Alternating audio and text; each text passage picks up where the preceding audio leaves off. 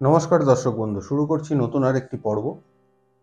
2024 সালের কোন রাশির কেমন যাবে সেই আলোচনাতে ছিলাম। আজকের আলোচনার বিষয়বস্তু বৃশ্চিক রাশি। কেমন যাবে বৃশ্চিক রাশির 2024? প্রথমেই বলি, অনেক জায়গায় শুনে থাকবেন বৃশ্চিক রাশির শনিদেবের ঢাইয়া চলছে, কিন্তু যখন কোনো গ্রহ নিয়ে আলোচনা হয় আমরা সেই গ্রহটিকে প্রাধান্য দিতে গিয়ে অন্যান্য সমস্ত গ্রহের অবস্থানগুলো ভুলে যাই। অর্থাৎ একটা ভয়ে ভীত মন আমাদের মধ্যে চলে আসে যে আমার শনিদেবের ঢাইয়া চলছে, না জানি আমার জীবনে কি ধরনের সর্বনাশ ঘটে যাবে। অবশ্যই এই ধারণাটি কিন্তু সম্পূর্ণভাবে ভুল। কারণ শুধুমাত্র শনিদেব নয়, প্রত্যেকটা গ্রহের প্রভাব প্রত্যেকটি জাতক জাতিকার উপর বিদ্যমান। অর্থাৎ অন্যান্য গ্রহগুলো কেমন আছে গোচরকালীন অবস্থানে বরাবরের মতো আবারও আমি উল্লেখ করে দিচ্ছি আপনাদের, চারটি গ্রহকে আমি অত্যন্ত গুরুত্বপূর্ণ জায়গা থেকে দেখি। সেটি হচ্ছে শনি, বৃহস্পতি, রাহু এবং কেতু। যেহেতু এগুলোকে ভারী গ্রহ হিসাবে জ্যোতিষশাস্ত্রে বর্ণনা করা হয়েছে, এই কারণেই ভারী গ্রহ হিসেবে বলা হয়েছে যে এই চারটি গ্রহ দীর্ঘকালীন এক একটি রাশির উপরে অবস্থান করে থাকে। তা যারা বলছেন যে শনির ঢাইয়া চলছে, আমার জীবনে খুব খারাপ হবে, আমার জীবনে না জানি কত রকমের প্রবলেম তৈরি হয়ে যাবে, তাদের উদ্দেশ্যে বলি যে বৃশ্চিক রাশি, তার অধিপতি গ্রহ মঙ্গল। মঙ্গল সৃষ্টিশীল কারক গ্রহগুলোর সাথে যুক্ত থাকে। তার বিশেষভাবে বন্ধুত্বপূর্ণ সম্পর্ক থেকে থাকে দেবগুরু বৃহস্পতির সাথে, রবির সাথে, চন্দ্রের সাথে, কেতুর সাথে। তো সেই গ্রহগুলো কিন্তু অবশ্যই একটা গুরুত্বপূর্ণ প্রভাব ফেলবে আগামী 2024 সালে তাদের ব্যক্তিগত জন্মকুণ্ডলিতে এই বাদবাকি গ্রহগুলোর অবস্থান কীরকম আছে তার উপরে। গোচরকালীন অবস্থা হিসেবে যদি আমি দেখতে যাই, তাহলে প্রথমেই যেটা দেখতে হবে সেটা হচ্ছে বৃহস্পতির অবস্থান কোথায় আছে। শনিদেব চতুর্থে বসে আছে, গৃহ সুখে বাধা, গৃহ সুখ নিয়ে নানা রকমের প্রবলেম, পড়াশোনার ক্ষেত্রে বাধা, সুখের বাধা, বা নিজেদের পারিবারিক কোনো রকম প্রবলেম ইত্যাদি বিভিন্ন জিনিসগুলো শুনে এসছেন। কিন্তু আমি প্রথমেই বলবো বৃহস্পতি কেমন আছে, কোন জায়গায় বসে আছে তার জন্মকুণ্ডলিতে এবং গোচরে কোন জায়গায় অবস্থান করছে। গোচর হিসাবে যদি দেখি, তাহলে এই মুহূর্তে বৃশ্চিক রাশি থেকে ষষ্ঠ ভাবের ওপরে বসে আছে বৃহস্পতি। তার আর্থিক জায়গা কেমন থাকবে? অবশ্যই সুন্দর এবং অত্যন্ত সুন্দর আর্থিক জায়গা হবার কিন্তু একটা পরিবেশ তৈরি হয়ে রয়েছে দীর্ঘদিন থেকে।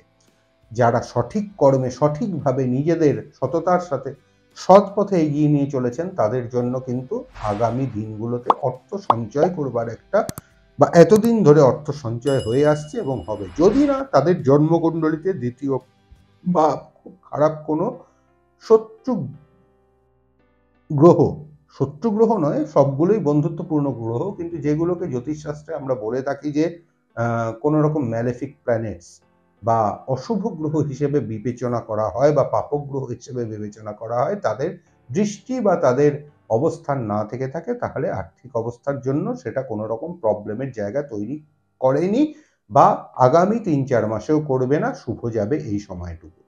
তারপরে বৃহস্পতি গ্রহের কিন্তু গোচর পরিবর্তন হয়ে যাবে। গোচর পরিবর্তন হয়ে বৃষ রাশিতে চলে এসে সরাসরি বৃশ্চিক রাশির উপর দৃষ্টি ফেলবে। অর্থাৎ বৃশ্চিক রাশি নিজের ঘর যেটা, সেইখানে যখন দৃষ্টিটা পড়বে বৃহস্পতির, সেই সময় থেকে একটা মানসিক উদ্দীপনা, একটা উদ্যম, একটা সাহস এবং এগিয়ে যাওয়ার একটা জায়গা কিন্তু বৃশ্চিক রাশির জাতক জাতিকাদের জন্য একটা বড় জায়গা দেবে। তার থেকেও পজিটিভ যেই জায়গা দেবে সেটা হচ্ছে প্রাপ্তির ঘরের উপর বৃহস্পতি দেবগুরুর একটা দৃষ্টি থাকবে, যেই দৃষ্টিটা বৃশ্চিক রাশির জাতক জাতিকাদের আগামী দিনে অনেক কিছু পাইয়ে দেওয়ার জায়গা থাকবে। অর্থাৎ সে কিন্তু অনেক কিছু আর্ন করবে।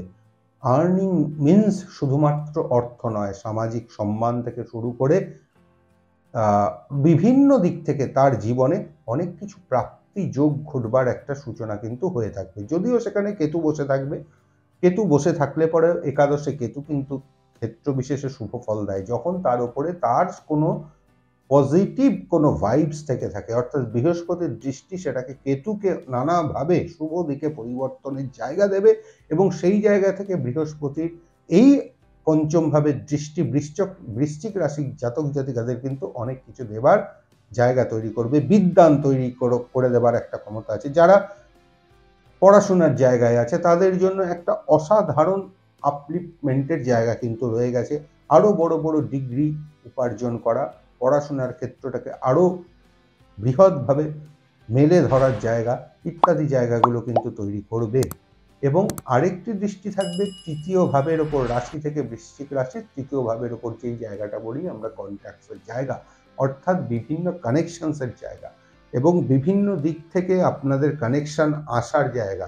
সেটা চাকরি বাকরি পাওয়ার ক্ষেত্রে হতে পারে, কোনো বড় রকম নতুন কিছু যোগাযোগ স্থাপনের জায়গা হতে পারে, ঘোরাঘুরির জায়গা হতে পারে, ইচ্ছা শক্তিকে বাড়িয়ে দেওয়ার একটা প্রবল জায়গা তৈরি হতে পারে। ইত্যাদি জায়গাগুলো কিন্তু বৃশ্চিক রাশির জীবনে আসতে চলেছে। অর্থাৎ শুধুমাত্র এই শনিদেবের ঢাইয়া রয়েছে আমার জীবনে কিছু হবে না, এটা নিয়ে যদি বৃশ্চিক রাশির জাতক জাতিকারা নিজেদেরকে নেগেটিভ জায়গায় ফেলে দেন, তার চাইতে বড় ভুল কিছু হবে না। কারণ দেবগুরু বৃহস্পতির অবস্থান এই মুহূর্তে এবং আগামী দিনে যেটা হতে চলেছে, বৃশ্চিক রাশিকে ভরে দেওয়ার সময় রয়েছে। তাদের শুধুমাত্র উদ্যমী হয়ে কাজের ক্ষেত্রে এগিয়ে যেতে হবে, মাথাটিকে ঠান্ডা রাখতে হবে। মাথা মাঝে মাঝেই বৃশ্চিক রাশির অত্যন্ত গরম হয়ে গিয়ে সেই জায়গাগুলোকে কিন্তু ভুলভাল সিদ্ধান্ত নেওয়ার জায়গায় একটা জায়গা তৈরি করে দেয়। সেই জায়গাগুলোকে কিন্তু কন্ট্রোল করতে হবে বৃশ্চিক রাশির জাতক জাতিকাদের। পড়াশোনার জায়গা অবশ্যই ভালো। সপ্তম ভাবের ওপর চলে যাবে যখন বৃহস্পতি গ্রহ, দীর্ঘদিন ধরে কোনো সম্বন্ধের ক্ষেত্রে আটকা পড়ে যাচ্ছিলেন, ভালো কিছু হচ্ছিল না, অর্থাৎ সম্বন্ধ আসছে, সম্বন্ধগুলো কেটে যাচ্ছে, নতুন একটা বিবাহোত্তর জীবনে প্রবেশ করতে পারছেন না, একটা দাম্পত্য জীবনে প্রবেশের ক্ষেত্রে বাধাবিঘ্ন, এগুলো কেটে গিয়ে নতুন যুগের সূচনা হবে। আপনাদের বৃশ্চিক রাশির জাতক জাতিকাররা আগামী বছরে বিশেষ করে বিবাহিত জীবন যারা পেতে চলেছেন তাদের জন্য অত্যন্ত শুভ বলে বিবেচ্য হবে। এর বাইরে যদি কর্মের জায়গা বলে থাকি, কর্মের জায়গায় প্রথম কথা ষষ্ঠ ভাব। ষষ্ঠ ভাব এই মুহূর্তে বৃহস্পতি অকুপাই করে বসে রয়েছে এবং বৃহস্পতির অকুপাইয়ের ফলে কিছুটা বাধাবিঘ্ন আসছে, কারণ যেই ভাবের উপর বৃহস্পতি বসে সেই ভাবটির গুরুত্ব খানিকটা কমিয়ে দেওয়ারই চেষ্টা করে। তবে বৃহস্পতির ট্রানজিটের সাথে সাথে কিন্তু সেই জায়গাটা ওপেন হবে। এবং বৃশ্চিক রাশির দশম ভাব হচ্ছে সিংহ রাশি। এটা কিন্তু একটা পজিটিভ জায়গা যে সিংহ রাশির ঘরের ওপরে কিন্তু এই মুহূর্তে বৃহস্পতির দৃষ্টি রয়েছে, অর্থাৎ কর্মের দিকে ফোকাস করলে পরে অবশ্যই আগামী ৩-৪ মাসের মধ্যে বৃশ্চিক রাশির জন্য খুব গুরুত্বপূর্ণ কিছু ঘটনা ঘটতে চলেছে কর্মজীবন সম্বন্ধে, এবং সেটা পজিটিভ। এই জায়গাটাকে মাথার মধ্যে রেখে চলবার চেষ্টা করুন। যারা কর্ম করছেন তাদের জন্য প্রমোশনের জায়গা তৈরি হবে, যারা নতুন কর্ম খুঁজছেন তাদের জন্য নতুন কর্মের জায়গা তৈরি হবে। এই জায়গাগুলো কিন্তু অবশ্যই বৃশ্চিক রাশির জাতক জাতিকারা আগামী দিনে পেতে চলেছেন। এডুকেশনাল জায়গা আগেই বলেছি, এডুকেশনাল জায়গার জন্য অবশ্যই এই গোচর শুভ ভাব নিয়ে বসে আছে। শুধুমাত্র মাইন্ড থেকে একটা জিনিসকে সরান, সেটা হচ্ছে শনিদেব চতুর্থ ভাবের ওপর বসে আছে, না জানি আমার কি ঘটিয়ে দেবে। বসে আছেন তিনি, কিন্তু এটা আমরা ভুলে যাচ্ছি তিনি চতুর্থ ভাবের ওপরে যদি শনিদেবের ঢাইয়াও তৈরি করেন, শনিদেব কিন্তু প্রসন্ন হয়ে বসে আছেন। শনিদেব আপনার থেকে কি চাইছেন বা কি চান সবসময়, সেই পথটিকে অবলম্বন করবার চেষ্টা করতে হবে। তার সাথে সাথে নিজের কর্মদক্ষতা, কর্মের প্রতি আগ্রহ এবং শুভ কর্ম এবং অসৎ পথকে পরিত্যাগ করে সৎ পথে থাকার রাস্তা, সেই জায়গাটি যারা পাবেন তাদের জন্য বৃশ্চিক রাশির আগামী 2024 অত্যন্ত শুভ হতে চলেছে। যদি নিজেদের সঠিক লাইনে আপনারা রেখে দিতে পারেন তা অবশ্যই কিন্তু অত্যন্ত গুরুত্বপূর্ণ রয়েছে। বিবাহিত জীবন সম্পর্কে মোটামুটিভাবে বলে দিয়েছি। তবুও দেখতে হবে যে নবাংশে আপনার সপ্তমপতি গ্রহ কোন অবস্থানে বসে রয়েছে, শুক্রের অবস্থান কি হয়ে রয়েছে। এই দুটো জিনিস নবাংশে অত্যন্ত গুরুত্বপূর্ণ। বিবাহিত জীবন, বিবাহোত্তর জীবন কি করে আপনাদের পার হবে তার জন্য।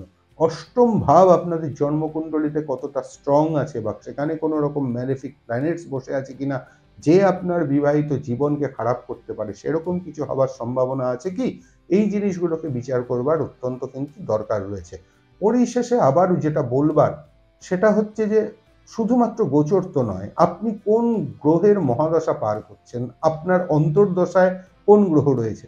যদি দেখা যায় যে আপনার অন্তর্দশা এই মুহূর্তে চন্দ্র, এই মুহূর্তে বৃহস্পতি, এই মুহূর্তে রবি, এই মুহূর্তে বৃশ্চিক রাশির অধিপতি মঙ্গল চলেছে, অবশ্যই সেটা শুভ ফল দিতে পারে। কিন্তু কতদিন তার অন্তর্দশার মেয়াদ রয়েছে সেটা দেখে নিতে হবে। প্রত্যন্তর দশায় কোন গ্রহ চলেছে, যদি শুভ কেতু থাকে আপনার জন্ম কুণ্ডলীর মধ্যে, তাহলে সেই কেতুর অন্তর্দশা চললেও সেটা আপনাকে পজিটিভ রেজাল্ট দেবে। প্রত্যন্তর দশা দিয়ে কোন গ্রহ পার করছে, সে আপনার কোন ঘরকে অকুপাই করে রয়েছে, সেই ঘরে কোনো অশুভ গ্রহ যদি প্রত্যন্তর দশায় পার করতে থাকে, তাহলে সেই মুহূর্তে কিন্তু সেই অশুভত্বের সেই ঘরের কোনো ঘটনা আপনার জীবনের সাথে ঘটতে চলেছে ইত্যাদি প্রচুর রকম জিনিসকে পার করে তবে পূর্ণভাবে বলা যেতে পারে যে 2024 সালে আপনাদের কি কি ঘটনা ঘটবার সম্ভাবনা রয়েছে। তবুও সাধারণভাবে স্থূল দৃষ্টিতে শুধুমাত্র গ্রহের অবস্থান দেখে এটা বলা যেতে পারে বৃশ্চিক রাশির জন্য শুভ সংযোগ হয়ে রয়েছে। শুধু মাথা থেকে সরিয়ে দিতে হবে, শনিদেব আমার ঢাইয়াকে দখল করে বসে আছে। শনিদেব থাকবেন, তিনি ঘুরবেন, প্রত্যেকটা তার গোচরে বিভিন্ন রাশির ওপরেই তার প্রভাব পড়বে। কিন্তু ভুলে গেলে চলবে না শুধু শনিদেব একা কোনো জন্মকুণ্ডলীকে নিয়ন্ত্রণ করেন, তার সাথে সাথে বাদবাকি গ্রহগুলোও কিন্তু নিয়ন্ত্রণ করে। অর্থাৎ বৃহস্পতি, রবি, মঙ্গল, বুধ, শুক্র, কেতু, রাহু সকলেই কিন্তু আপনার জীবনের সাথে ওতপ্রোতভাবে জড়িত রয়েছে। সেই গ্রহগুলো কোথায় কিরকম কোন স্থিতিতে বসে আছে সেগুলোকে বিচার করা অত্যন্ত গুরুত্বপূর্ণ ব্যাপার। সেই জিনিসগুলোকে বিচার করে তবে সর্বসম্মতি জায়গা থেকে একটা জায়গায় পৌঁছানো যায় কেমন ঘটতে চলেছে। বৃশ্চিক রাশির জন্য শুভ, অবশ্যই শুভ, অন্তত আমার নিজস্ব ব্যক্তিগত অভিমত অনুযায়ী। এরপর বাদবাকিটা আপনারা আপনাদের জীবনকে কি করে এগিয়ে নিয়ে যাবেন। যদি কারোর কোনো কোয়ারিজ থাকে তাহলে অবশ্যই আমার হোয়াটসঅ্যাপ নাম্বার 9330078057 এই নাম্বারে আপনারা অবশ্যই আপনাদের কোয়ারিজের কিছু পাঠাতে পারেন। যদি সম্ভব হয় আমি অবশ্যই উত্তর দেওয়ার চেষ্টা করব, না হলে এই ভিডিওর কমেন্ট বক্সে আপনারা লিখে পাঠাতে পারেন। চেষ্টা করব আপনাদের জন্য যে পরবর্তী ভিডিওতে আপনাদের কোয়ারিজ সমৃদ্ধ যে জায়গাগুলো থাকবে সেগুলোকে ক্লিয়ার করে দেওয়ার জন্য। যদি ভিডিওটি ভালো লেগে থাকে তাহলে অবশ্যই আপনারা আমার এই চ্যানেলটিকে সাবস্ক্রাইব করবেন, বেল আইকনটিকে প্রেস করে রাখবেন, যাতে আমার পরবর্তী ভিডিওগুলো প্রকাশিত হবার সাথে সাথে আপনাদের কাছে পৌঁছে যায়। লাইক, শেয়ার, কমেন্টস করতে ভুলবেন না। কমেন্টসের মাধ্যমে আপনাদের কমন ব্যাপারগুলো নিয়ে আমার পরবর্তী ভিডিও আসবে। কাজেই অবশ্যই পারলে কমেন্টস করবেন। আজকের মতো শেষ করছি, পরবর্তী ভিডিও নিয়ে আবার আপনাদের সামনে উপস্থিত হব। ততক্ষণের জন্য নমস্কার।